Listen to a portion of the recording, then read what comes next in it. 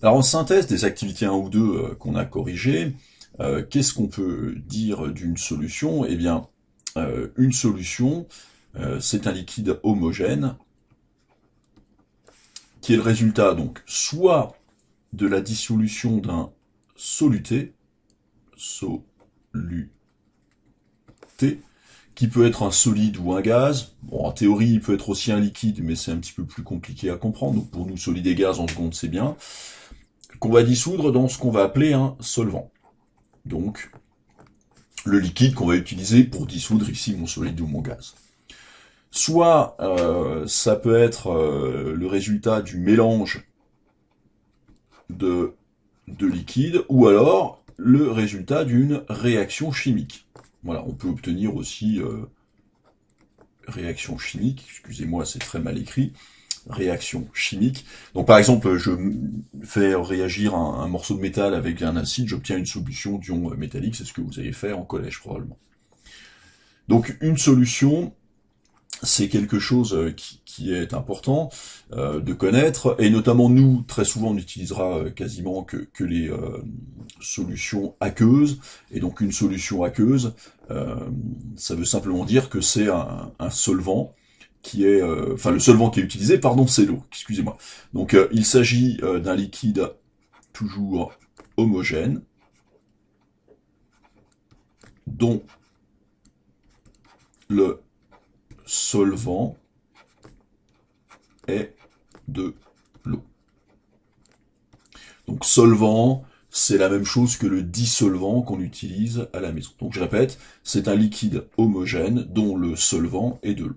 Okay, et donc ce qu'on définit ici, alors ça c'est une formule qui est à savoir par cœur, ce qu'on définit c'est la concentration en masse de soluté, donc qu'on peut noter avec un gamma ou autre chose, qui se calcule avec la masse divisée par le volume. Je vous renvoie aux activités 1 et 2 pour la euh, définition de ça, enfin pour un peu l'illustration de ça.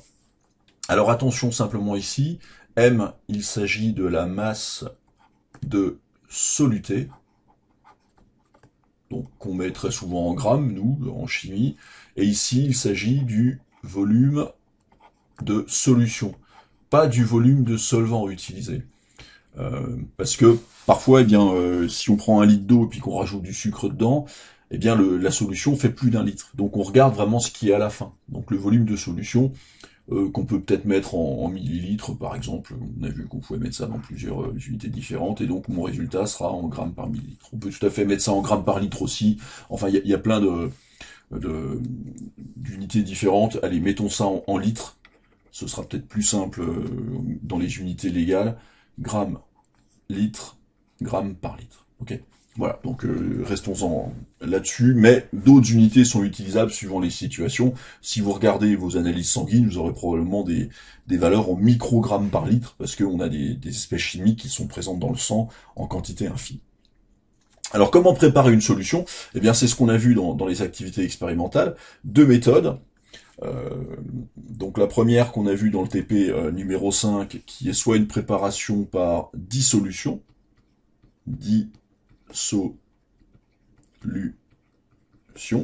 Donc qu'est-ce qu'on fait? Eh bien on prend du soluté, donc on avait pris de la poudre, on avait fait typiquement du sucre, on met dans une fiole jaugée, attention à la méthode, comment faire, c'est décrit, on met du solvant, très souvent de l'eau, une solution aqueuse, on agite, on dissout pour obtenir un truc qui est homogène, et donc ici, qu'est-ce qu'on va utiliser? On va utiliser très souvent pour calculer la concentration de la solution, la formule qui me donne la concentration, pardon, qu'on vient de définir, la masse de soluté divisée par le volume de solution qu'on a préparé. Donc c'est bien le volume final, c'est pas le volume d'eau qu'on a ajouté.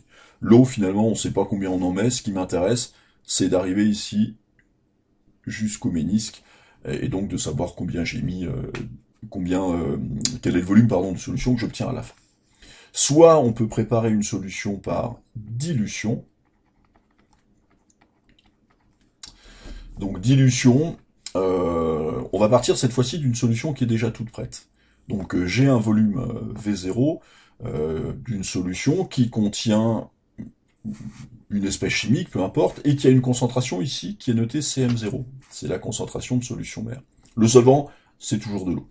Alors pour illustrer ça, je vais dire tiens que dans ma solution ici, j'ai des petites croix rouges. C'est ça qui colore ma solution rouge. Donc imaginez j'en ai 6.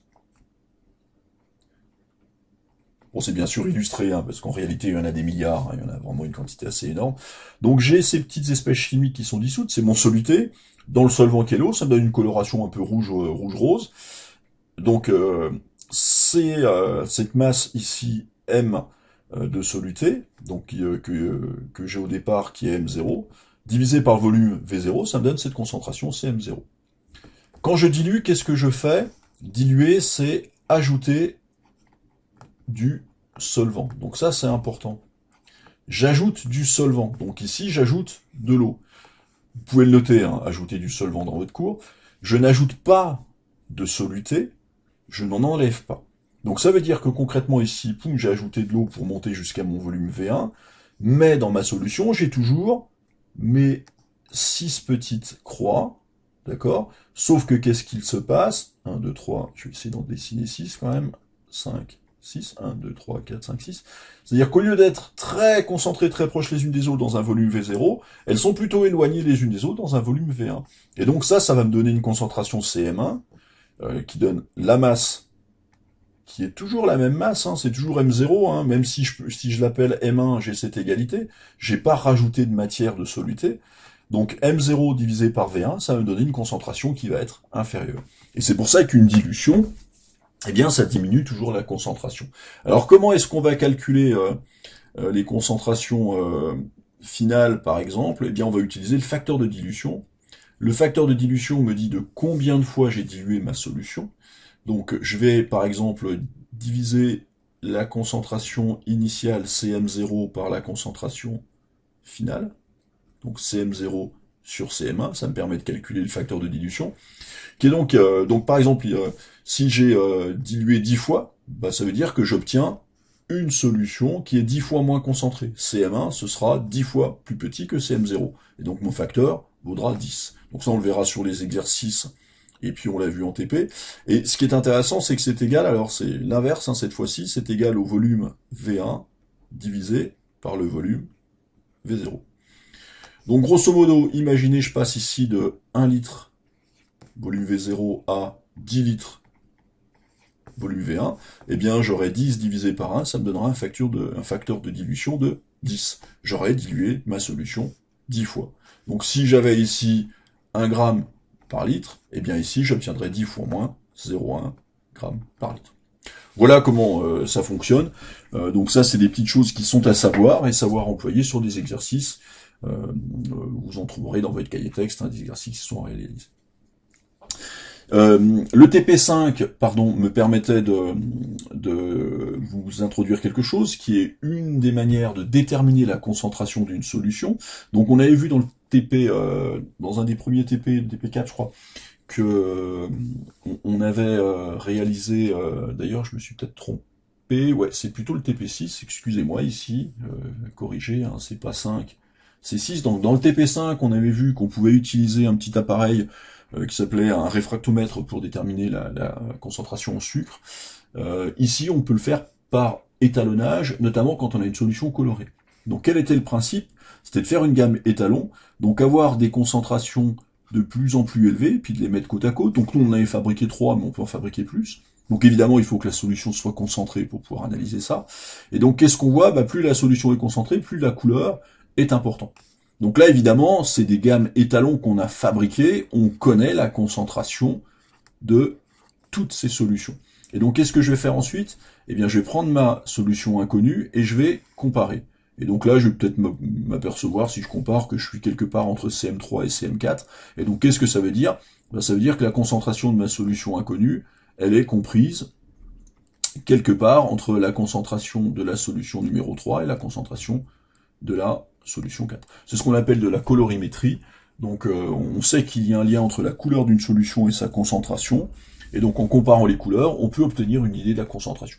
C'est ce qui est illustré un petit peu ici sur ce graphique, avec en vertical, en ordonnée, la couleur, et en abscisse, la concentration. Donc là, on voit bien que la concentration de ma solution inconnue, elle correspond à une couleur qui est entre la solution 3 et la solution 4. D'accord? Donc ça, c'est des petites choses qui sont aussi à savoir faire. C'est une remarque qu'on sait améliorer en utilisant un appareil qui s'appelle un spectrophotomètre. Pour ceux qui ont fait sciences de laboratoire, vous l'avez vu. Sinon, c'est un appareil qu'on utilisera en première si on fait de la physique spécialité. Bon travail sur les exercices, à bientôt.